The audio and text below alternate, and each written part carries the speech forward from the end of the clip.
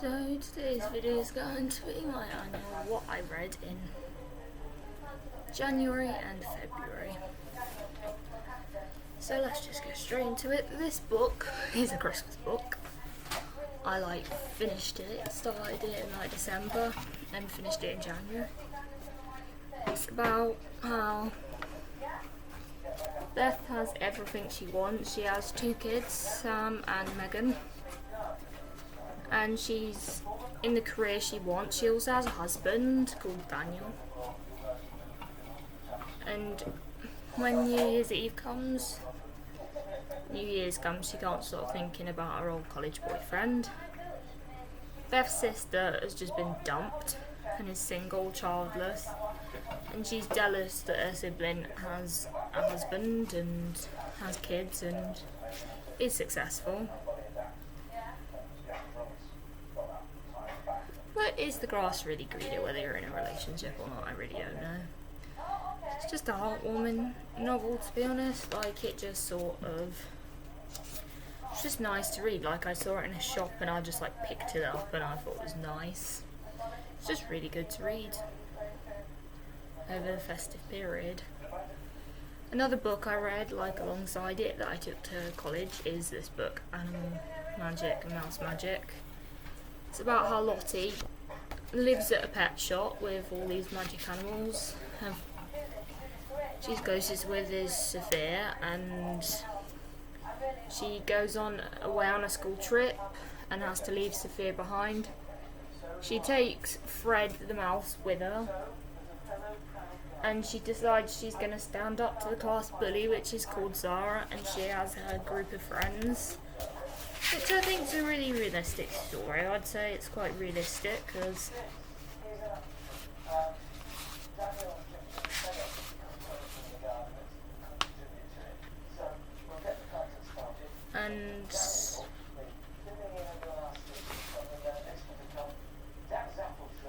was Zara, Bethany, Lily, Amy, and I think that's it. It was Zara's little game, and she's not really sure if she can stand up to her, and she does, so it's quite a good book. I really relate to this a lot. It's quite a relatable book is what I'm going to say about it. Next I read everyone's favourite, or most people's favourite, The Book Thief. I like The Book Thief because it's just quite a long book. It's really long, and it's about Nazi Germany and during the war, and how Lizelle, a 9-year-old girl, is living with her foster family on L Street. Her parents have been taken away to concentration camp. Lizelle steals books. This is her story. And of when our street bombs begin to fall. So it's a nice book. It's really good. It is quite long. If you're not really into Nazi Germany, I wouldn't suggest it. But also, kind of got to be old enough to understand it, is what I'd say. So it is really focused on Nazi Germany, and also it's Lizelle's story. So probably butchered the name, but it's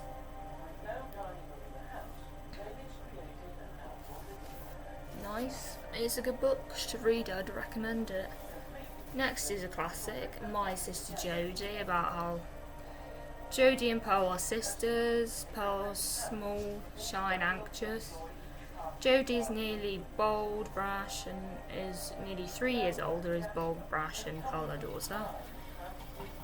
When their parents get new jobs at the posh Melchester College, which I actually will admit one thing, is posh, but I'm just not so sure about some of the people in this book. I don't necessarily like them. Some of the people in Jodie's class I don't really like. And Jodie's always been the leader, and it's Pearl who makes friends. Pearl makes friends with a whole group of girls,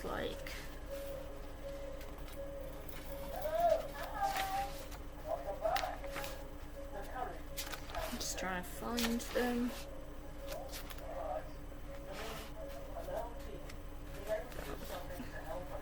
Jodie doesn't fit in with snooty teenagers and just seems to get into more and more trouble. Pearl wonders if maybe she doesn't need Jodie as much, but Jodie needs her, and the school fireworks night, a tragic event occurs and Pearl realises how much she needs her sister. So I will read you that bit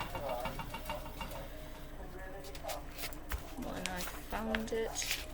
I always think I found the right page, but I haven't. It's really is a ghost. Another rocket went up, but no one looked as the new stars exploded. Everyone's dead fans fixed it at the tower room window. I stared too, seeing my sister Jodie making them all believe in ghosts. Dan was screaming in hysterics. "It's okay, Dan." "Trudy, it's not really a ghost," I whispered, but he pulled away from me. Scared seamlessly. "It's the ghost woman. She's coming to get me," he yelled and threw himself on the ground. I saw Jodie banging on the window shouting something, but of course we couldn't hear her. She struggled with the catch, hitching it with her hand until it opened. Another rocket soared, illuminating Jodie with its green, ghostly lights. "It's only me, Dan," she yelled. "Look, it's silly old Jodie."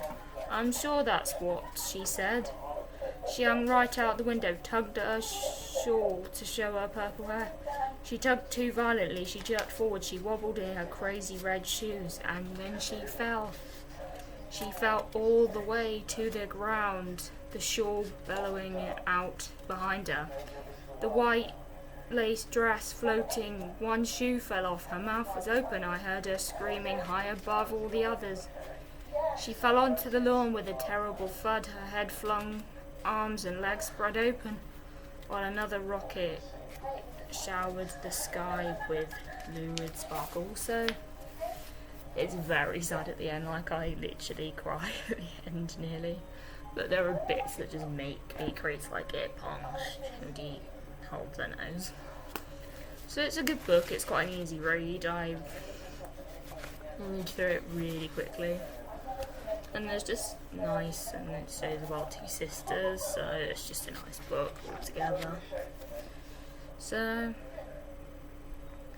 it's just a really good book. There's not a lot I can say to it because it's quite an easy read again. Next is another one. This is like a book that if you saw what I got for Christmas, you'd see it, and it's Judi Dench and Furthermore. This is just about Judi Dench's life from like her early years to like now basically. And it's just nice. There's like pictures in here and stuff, so it's like a really good book. Like there's some nice pictures in here, like some really good pictures in here. It's just a nice book, to be honest. Like it's quite a nice book. I read it fairly quick, but for me it's quite slow. Not a slow read, just I read it quite slowly in my opinion. So now I'm currently reading two books. Born to Run, which is basically for best mate being rescued is only the start of his adventures. From being unwanted, from companion, from pet to champion race dog, this remarkable greyhound proves that not just cats have more than one life. Cats aside, kidnapping or living rough on the streets, best mate can find a way to survive, but will he ever find a real home? So he basically starts off as best mate, and he was Patrick, and now I've made it to like Becky, where it's be fast, bright eyes, be very fast. For Becky, the only good days were when Craig wasn't at home and she wasn't at school. So that Sunday morning had been a good day so far, just her and her mother alone together, like it used to be 3 years ago, before they moved out of the town and come to live out on the moors, miles away from her friends and so much that she had known and loved. Wasn't that she didn't like being in the countryside. She did when Craig wasn't there, and when she could get away on her own. She'd ride out on Red to the top high moor, galloping most of the way. Once there, she'd climbed up on a rock and stand there leaning into the window, revealing it in it. This was her place, her rocks, the only place she could talk to her father. Tell him everything. His spirit was in the wind, she was sure of it. In the air she breathed up there, in the rocks themselves. He was as real to her as the wild moorland ponies, the browsing cattle and the shifting sheep. It's a place of rising larks and wheeling buzzards. In the summer, of the wind-fed cows in the winter. Whatever season Becky knew her father was always there, with her, always listening, and that soothed her. Soothed for a while at least, the aching loneliness inside her, and that was also why she loved being around the kennels with the greyhounds. They got her out of the house, away from Craig, and they were her friends too. They listened, they understood. So that's just a little bit of inside.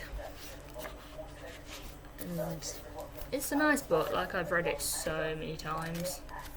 And then he goes to live with a man and is called Paddy Whack, and they fight for like a nurse's home to stay open, where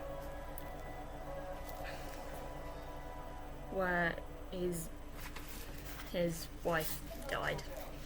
So it's a nice book, like it has lots of twists and turns, so if you're up to that, it's good. Also, it's quite an easy read, and I do like it. So the final book I read, I haven't read like loads, and I'm still currently reading, is that I've nearly finished it, is Julia Andrews. This is the second instalment of her biography, a memoir of her Hollywood years, and there's some nice pictures as well.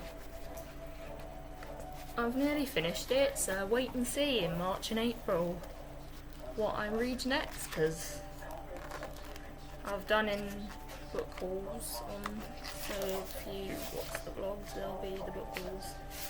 So these are just some pictures, and it's a really good book. Like, I really do think these biographies are written so well. Like, they're both, like, Judi Dench and Julie Andrews are so well written. Like, I love it. So these are all the books I've read. Hope you enjoyed this video. Don't forget to like, comment, subscribe, and I'll see you in another video. Bye.